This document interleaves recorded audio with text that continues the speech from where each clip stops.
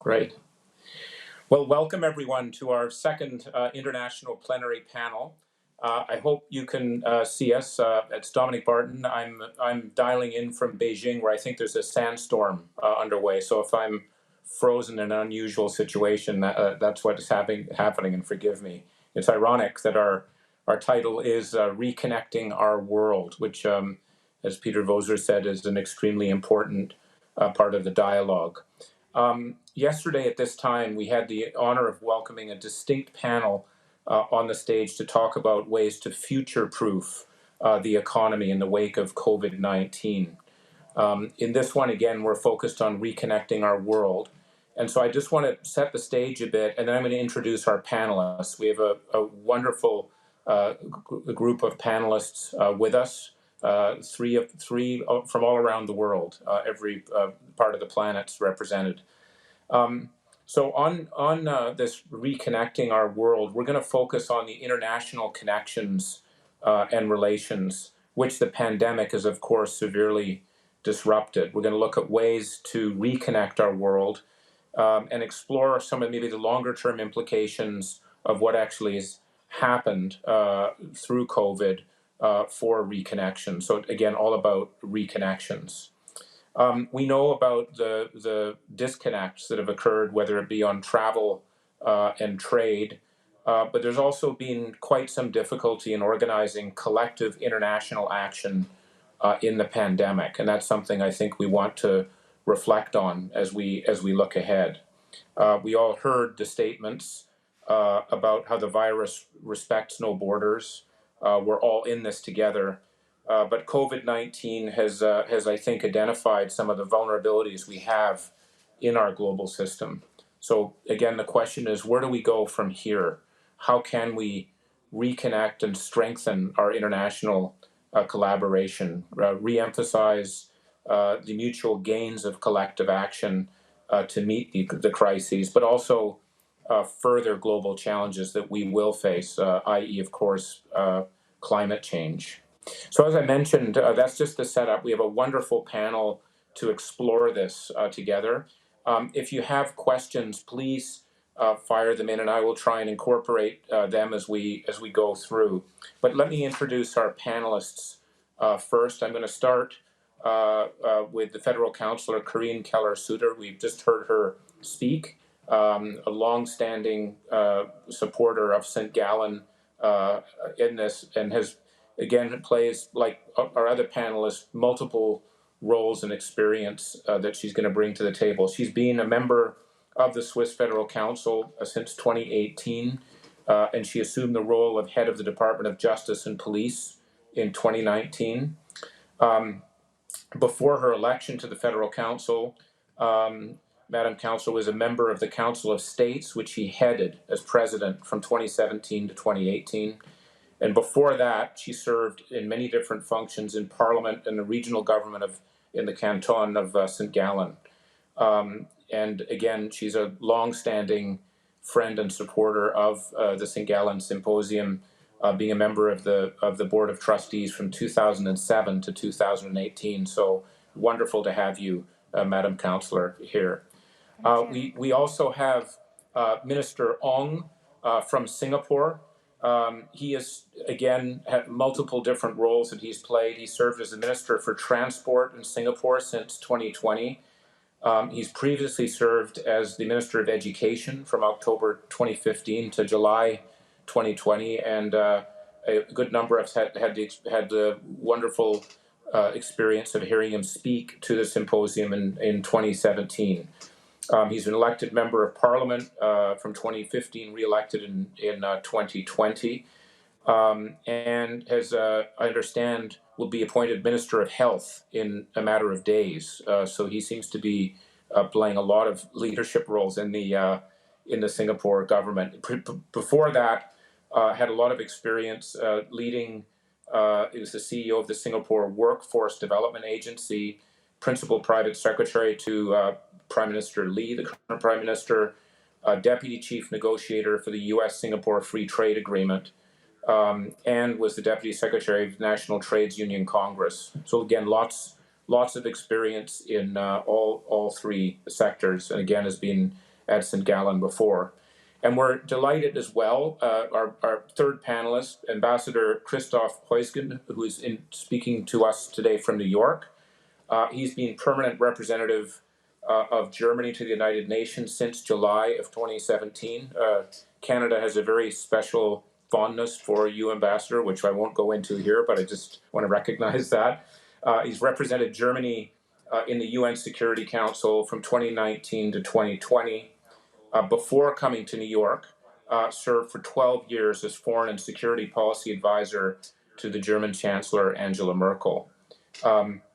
He also has linkage to St. Gallen, attending St. Gallen where he received his PhD in 1980, and since 2020 is an honorary professor at the Institute of Political Science. So a wonderful panel in front of us. What I would like to do or propose to do is I'm going to start with a general question for each of our panelists. And I'll start with you, if that's all right, Madam Councillor, the first off. But the first question is a very basic one to sort of set the stage for reconnection, this topic of reconnection. Given where we are in the COVID-19 crisis, how do you feel about our ability to connect in our global world? And perhaps as you step back and look at it, what's one thing that you wished you'd known, that you learned about global connection since the crisis has occurred? Is there something that surprised you or something that you think is important that we should have focused on? But just your sense of the state of connectedness, that's the basic premise. So if we could start with you first, Madam Councillor. Yes, thank you for your question. Well, I think that one thing that really is important or that strikes me is that we all underestimated, in fact, this crisis. I mean, you talk about interconnection, and we had all seen different virus diseases in Asia, and I mean, everyone talked about it. We had pandemic plans also in Europe, but no one would ever have believed that it would strike us so hard, also in Europe, and it could be worldwide. I remember very well in January 2020, when I was watching the news in the evening with my husband. My husband is a medical doctor, and there were news about Wuhan, and well, I was interested in it, but I mean, not that much. And well, he said, well, you should be interested in that because it will be in Switzerland soon. And in fact, I didn't really believe that because, we had different situations where we had, as I said, virus diseases on other continents or other parts of the world.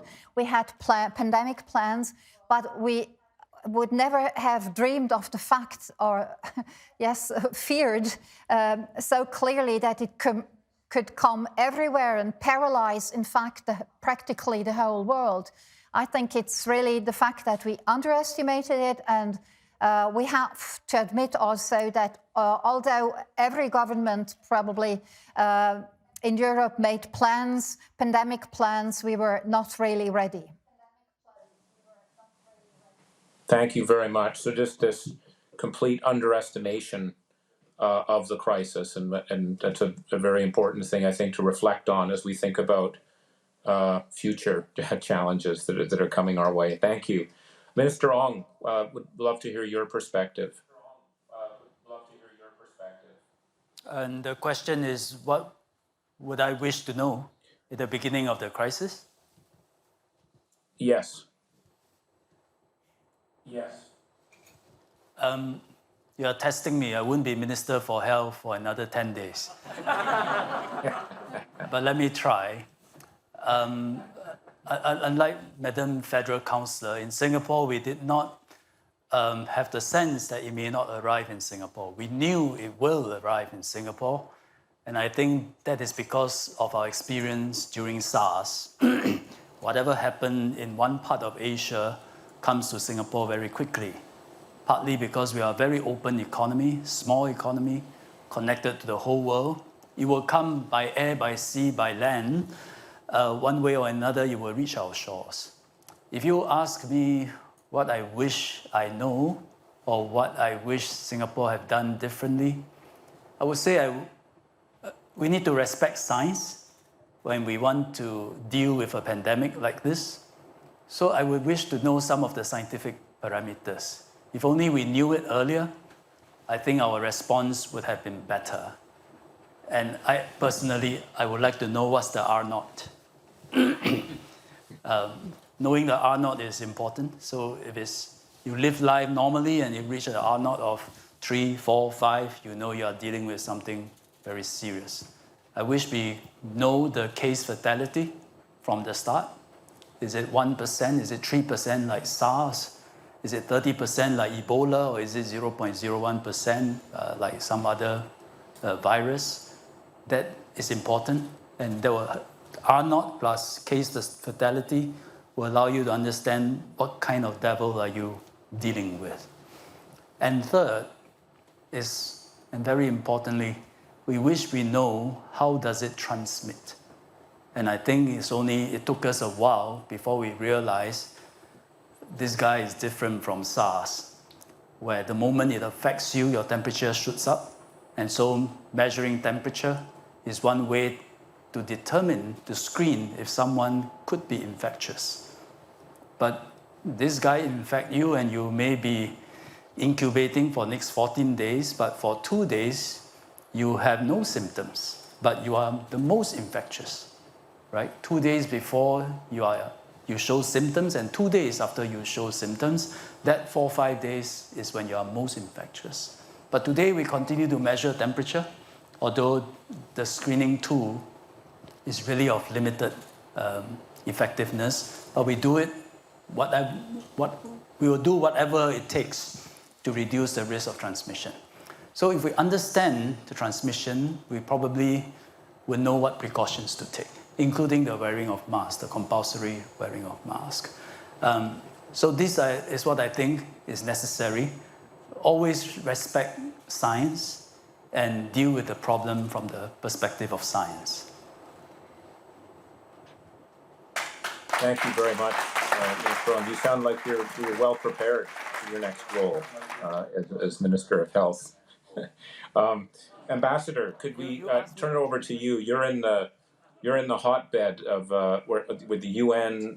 Thinking about, when we think about connection, we automatically would be thinking about the UN and the role that it plays, multilateralism and so forth. So, would be very interested in your perspective. What did you wish you'd known, or what's your sense of the state of connectedness? Yes, thank you very much, and it's wonderful to be back in St. Gallen, even if it's only virtually. I still remember as a student to see this fantastic conference grow. So thank you for having me.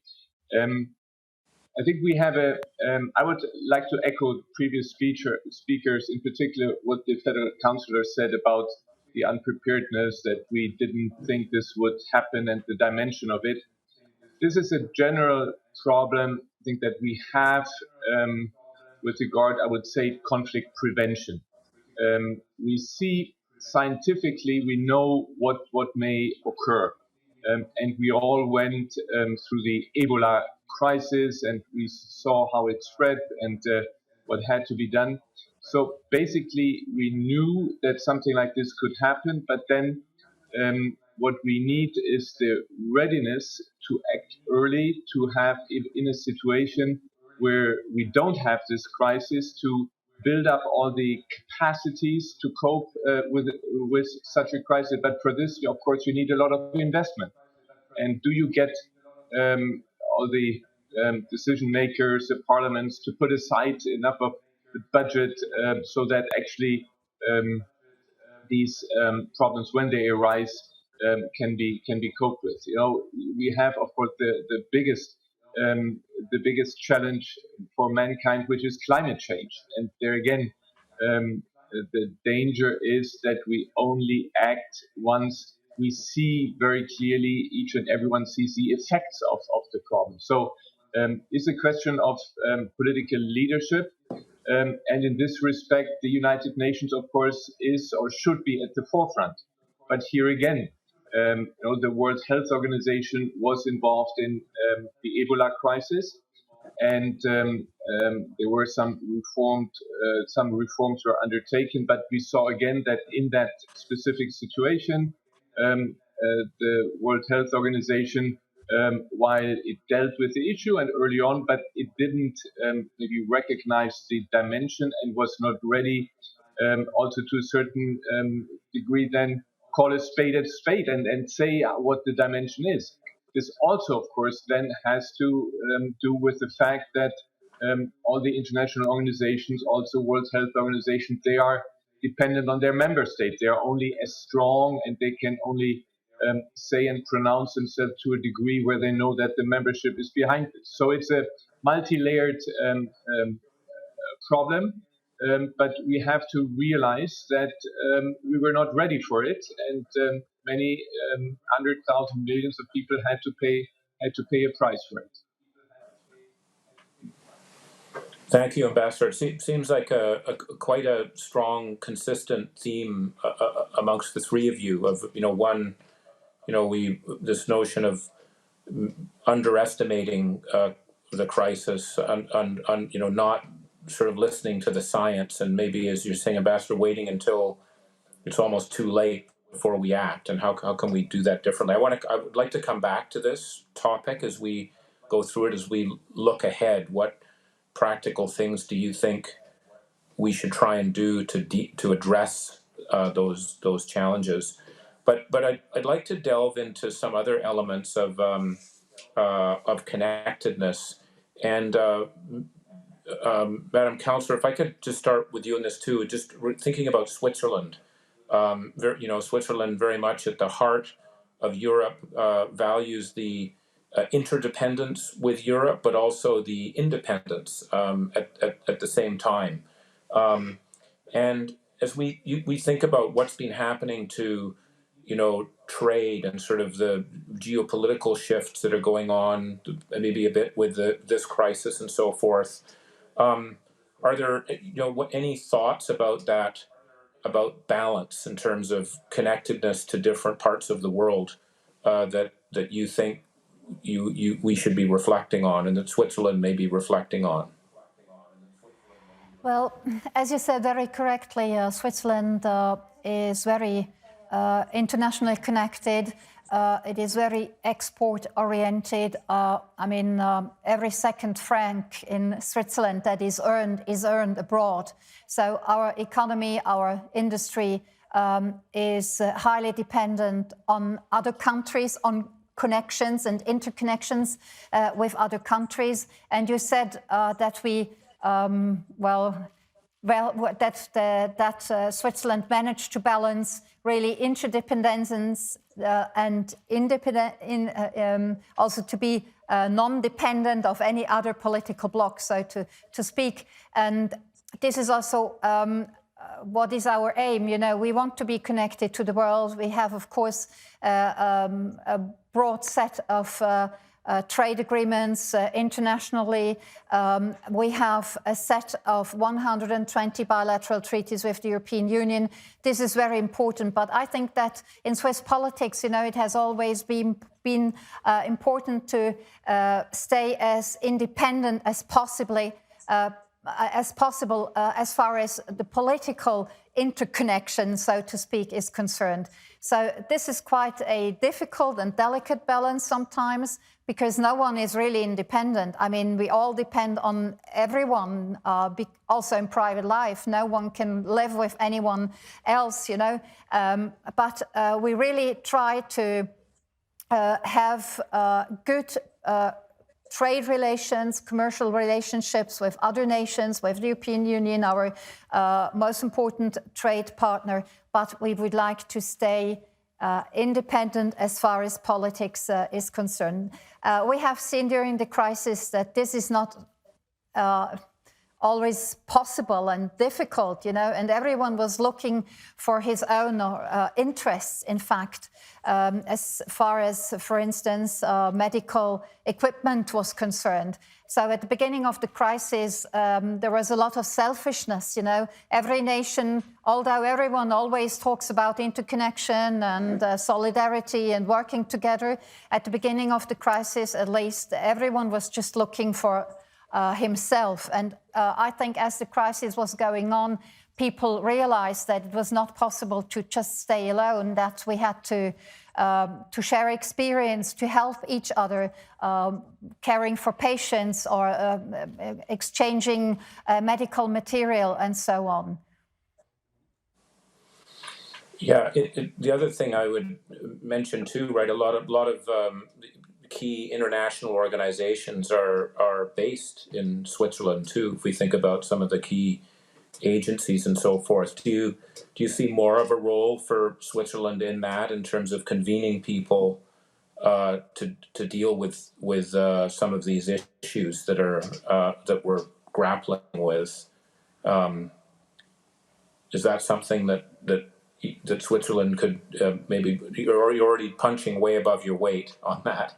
You do a lot, but is that something, just given the need for this? Is that, I'm just trying to think about how we can, not do the selfish stuff, as you said, or how we can actually collaborate more. I don't know if there's any thoughts on that you guys are having in Switzerland on this. Well, in fact, as I said, the selfishness was really at the beginning of the crisis. And I mean, I can understand that, because every government has to take care about its people, its nation. And this is a natural, it's like in a family, it's just a natural reaction. But I think that it functioned quite well as the crisis was going on. I can especially talk about European Union and Switzerland. We really had a lot of exchange. We really helped each other. We also closed the borders, which of course was I think a negative side effect, because Switzerland is in the middle of Europe, and since World War II, we didn't have any closed borders anymore. I mean, this is just something I knew from my parents telling me, about the Second World War, and all of a sudden the borders were closed, and then we had to collaborate. I mean, I remembered having phone calls in my kitchen in the night from the Minister of the Interior of Germany, Horst Seehofer, and we talked about how we could cope with the situation and make it easier for the people, because, I mean, no one realized how interconnected private and social life is, really. We just live within borders, within nations, but in fact, this is just artificial in a certain sense, and especially with Switzerland. I talk from St. Gallen here, and St. Gallen is a border region with Austria and Germany, and you have friendships, you have families, cross-border relationships. You cannot just cut, and people really protested against the closing of borders, which I found was a good sign, in effect. And there really we were forced to cooperate, to collaborate, and to find solution for really the exchange of goods, that had to be possible at every time, and also for the traveling and of people, and the social life and cultural life in the interconnected regions we have in different areas of Switzerland. Well, I was a bit pessimistic at the beginning of the crisis, but I think that we had close relationships during the crisis. That's great, but I think that's then a positive example of connections that we're actually working through the crisis, which may be something we can learn from as well. Those relationships that you had, I can only imagine the challenges of shutting borders for people, and there's still trade that has to go on, and sort of the complexity of that. So it's not just negative. There's positive things here too. Maybe we can pick from this. But maybe I just go to Singapore then. Minister Ong, year two. This is an island state where, again, trade matters. I'm not going to tell you that, you know it much better than I do, but just the importance of the international connectedness. Just thinking about how have you dealt with that in Singapore, given how, in a sense, existential trade and connection is to you during the crisis. How did Singapore manage that, and any learnings for the future from that? Yeah. So I think this is the key challenge all of us face now. As Dominic, you phrased your question in the beginning, how do you balance between connecting with the rest of the world and protecting yourself? But the fulcrum of that balance is different for each country. If you're a big continental-sized country, you can pretty much close your borders because you have resources, you have enough manpower, you have enough industry, you can feed yourself. And so the fulcrum is shifted to one side. Singapore's fulcrum is all the way on the other side. As you mentioned, from day one, in fact, in our 700 years history as an island, we have always depended on trade. In the middle of Southeast Asia, archipelagic Southeast Asia, sea lanes coming through us, along the Straits of Malacca and Singapore. So we always depend on being connected with the world in order to survive and do well and prosper as an entity. So when this crisis struck, it struck at the heart of Singapore's survival and future prosperity, and our whole purpose of existence. So I got trusted into the Ministry of Transport during this time. And this is the most stark, I think, in the Ministry of Transport. We run the two lungs of the Singapore society and economy.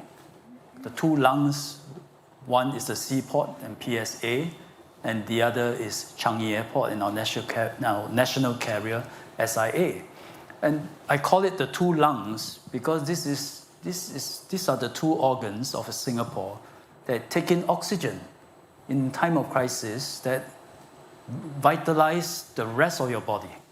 And you shut off is as good as getting COVID and infecting both your lungs. So we have to do a lot of work to get our two ports going. For the seaport, there were no human-to-human interaction.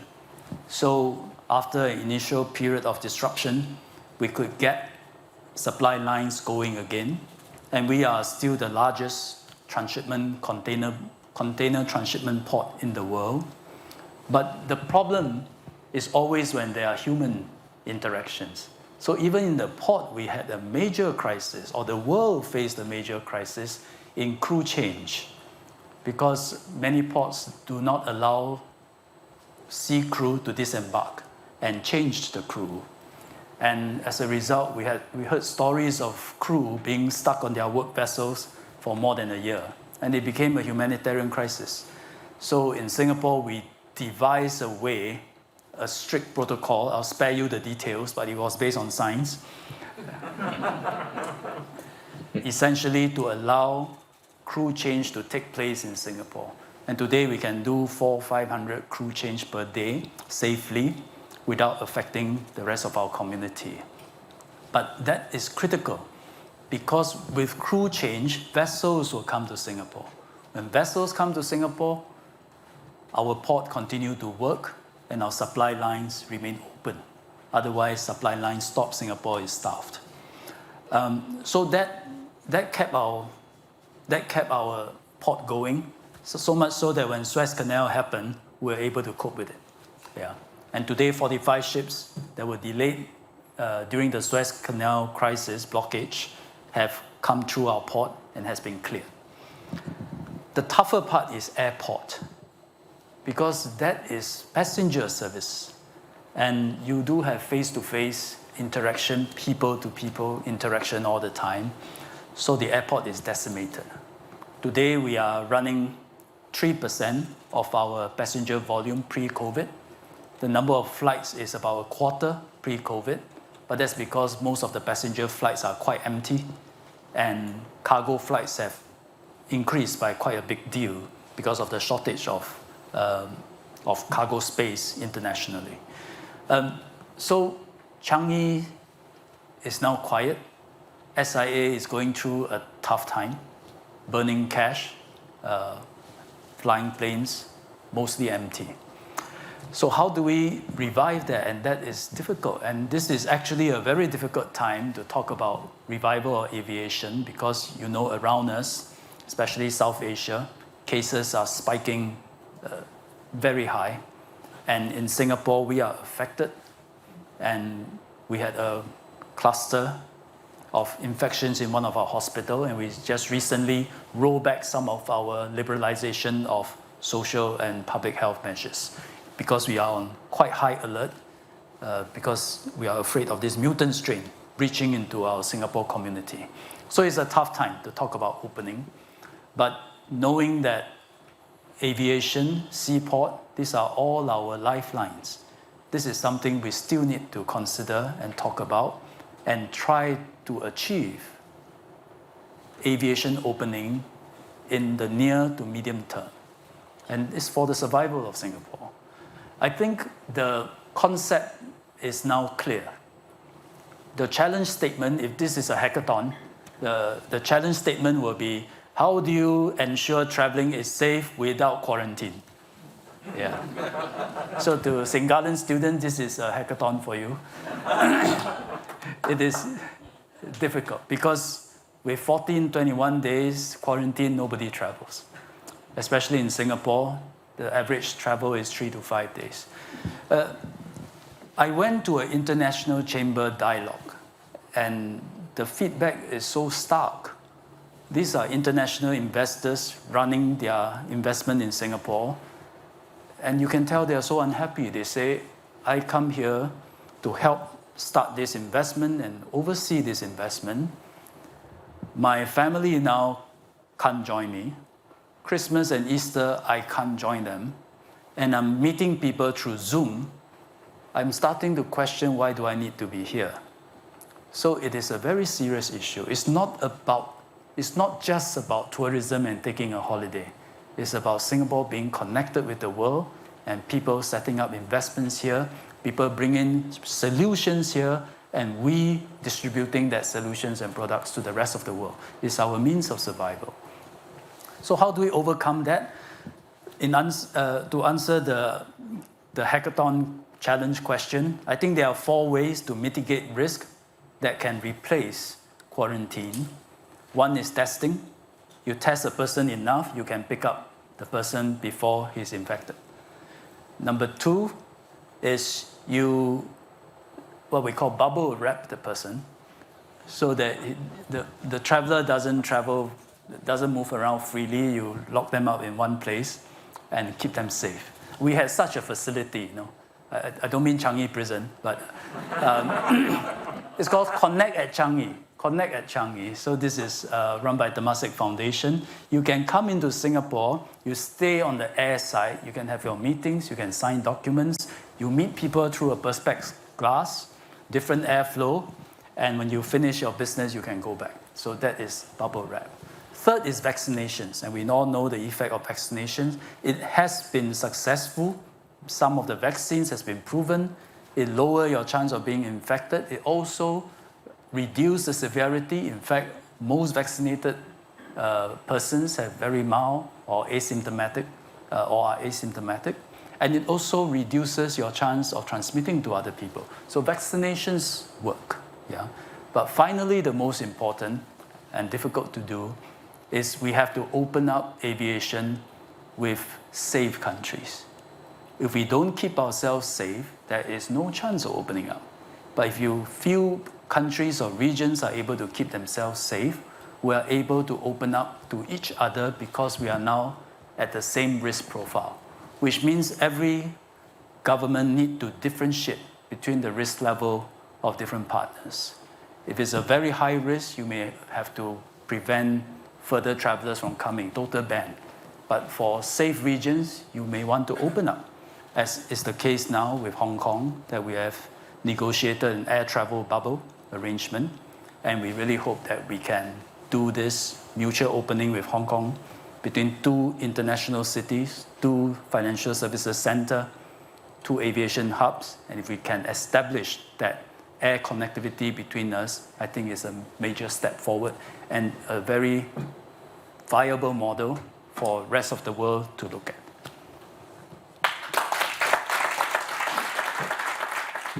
Thank you, Mr. Ong. So Minister Ong, it sounds like a bit of it's connectedness with protocols, if you will. We need it, but especially in a crisis, need to think about it that way. And again, I have to say maybe being a Minister of Health is something that's very natural with you. I won't forget your two lungs of Singapore. I've never heard that before, but it's a very good analogy.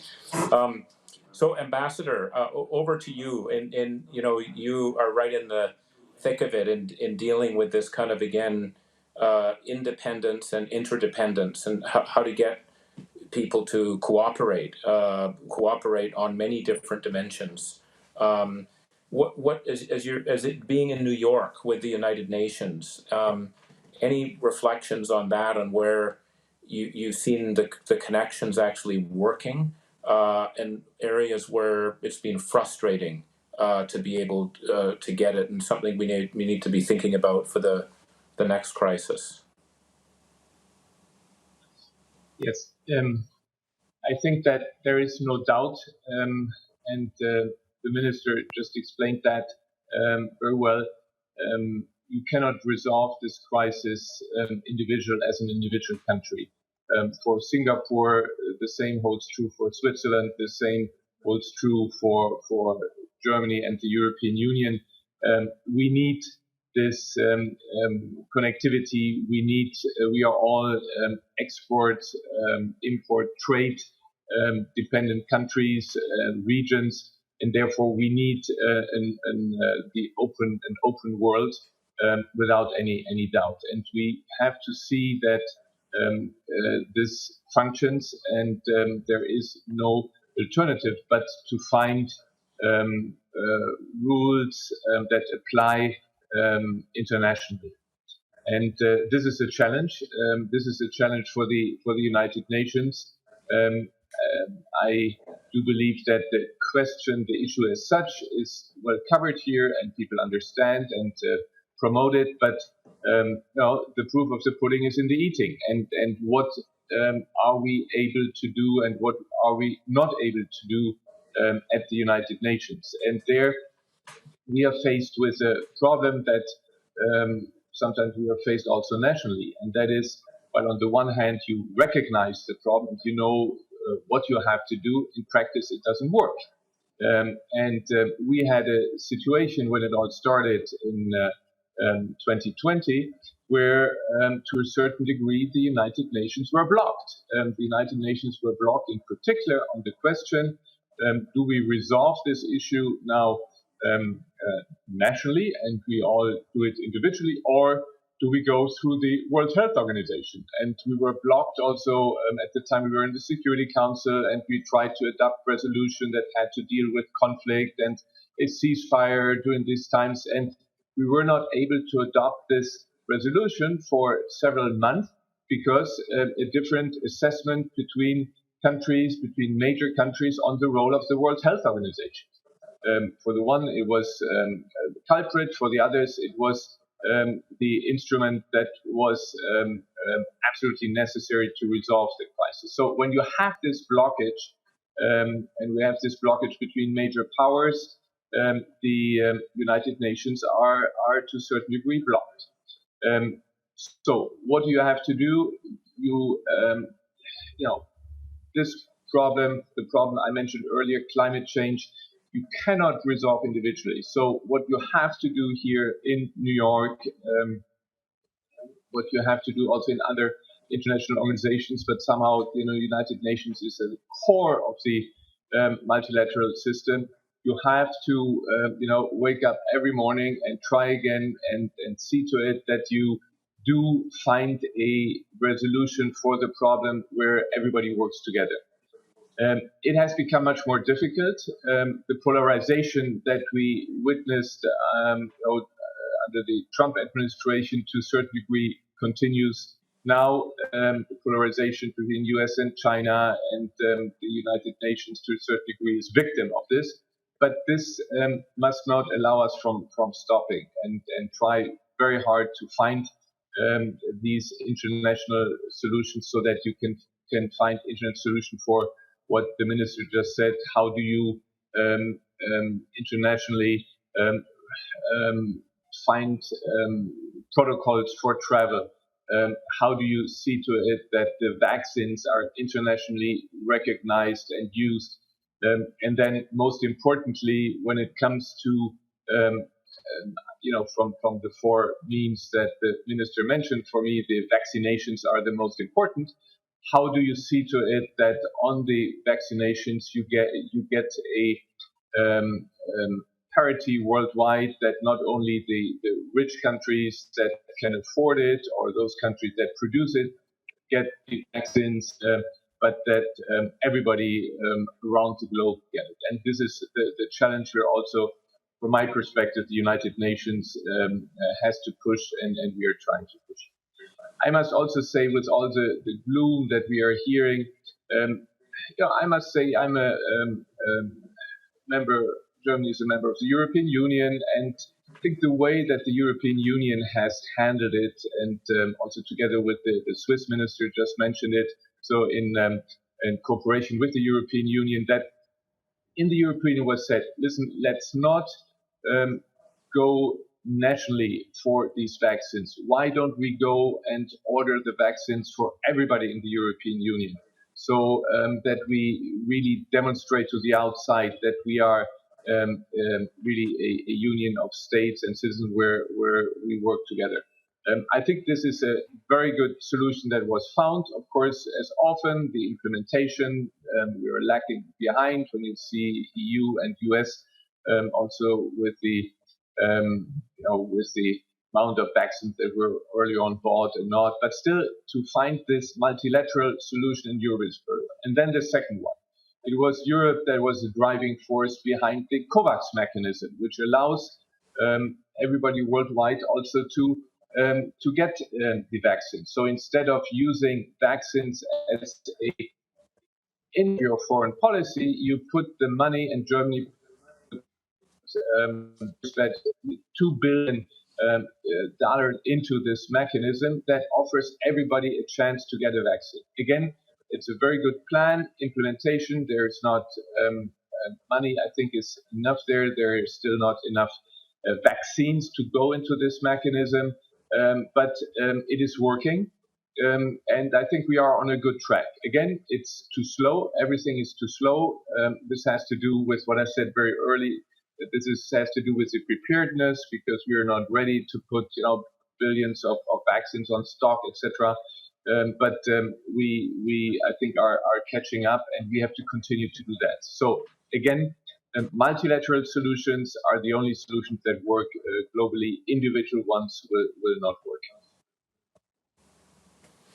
Thank you very much, Ambassador. I wish we had another hour to go, but we've got about 2 minutes left in this. So, but I hope that I've certainly taken a lot of notes. This will be good grist for the mill for the discussions over the next the remaining day and a half in thinking about what we can learn from the connectedness. Because what I'm hearing from everyone is there clearly were challenges. We underestimated the crisis. We didn't respect science. There were some mechanisms that we thought should work that didn't work, but it also sounds like there were a good number of things that actually did work quietly, and that's something I think we should draw on. But I think, as a humanity, sort of stepping back and saying, given we have this climate change crisis, running right down the pipe towards us. Again, science telling us it very clearly, and Minister, Councillor, you again making that point that we tend to underestimate things. What do we need to have as we think about that empty chair to be able to help the future generations have a system to be able to go after this with full force is something I think for us to think about. But thank you all very much for your words of wisdom and perspective. Very, very helpful. Thank you. And I think sign off so we can get on to the next session. Thank you very much.